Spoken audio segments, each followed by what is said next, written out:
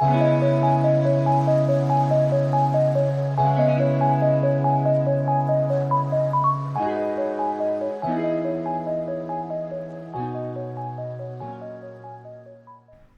first thing that you need for this tutorial are paper flower cutouts. I got these from my local dollar store, but if you can't find them, you can print out some stencils or something you can trace in different sizes and use those instead. I recommend cutting it out on cardstock because I really like how the thickness of the paper adds a 3D effect a little bit. And if you don't have cardstock, you can try leftover wallpaper, other patterned papers, or you can just use regular plain paper too. Next we need a paper adhesive. Here I have a glue stick, blank cards. If you don't have blank cards, you can use regular cardstock. Just make sure the paper is heavy enough to hold on to your flowers because they are also pretty thick. I also have rhinestones, which I'll be putting in the center of the flowers. However, these are optional if you don't have them. Once you have your materials, sort out the flowers according to size. This will help you see what colors you have available and pick them out more easily. After sorting, I realized that I only had purple in the second size, so I only had that to work with. Sorting also helps to choose the size you want more quickly. Start by taking the largest size, then the medium size,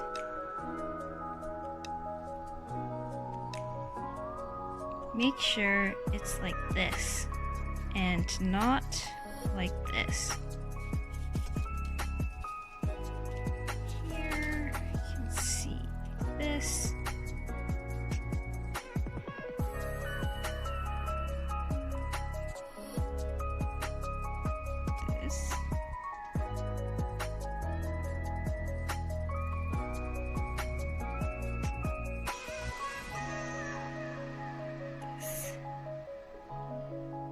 So here we have a side-by-side comparison of the slightly off-centered and the centered flower look.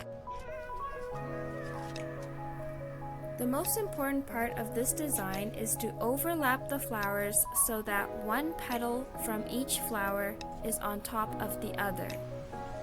Notice how the blue flower has one petal on top of the red one, and at the same time, the red flower has one petal on top of the blue one. Once you set down the base with the largest flowers, take the second largest flower and place them on top in a random order. This will help layer the flowers in a more natural and interesting way. Since I ran out of flowers in the second size, I'm just going to continue down working with what I have and putting down the third largest size in its place. Just work with what you have. In the end, the one missing flower isn't that noticeable.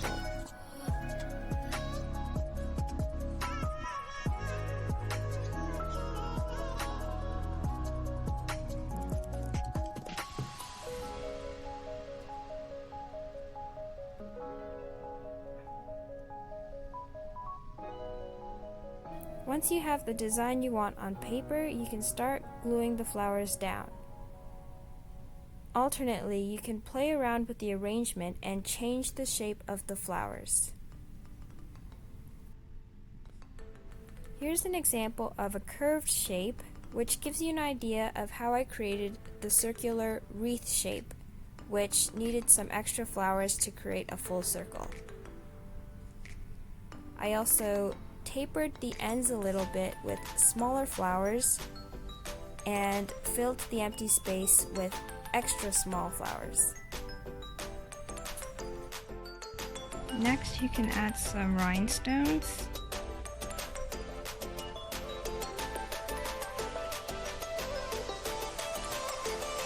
Put them in the center like that, and you'll get something like this.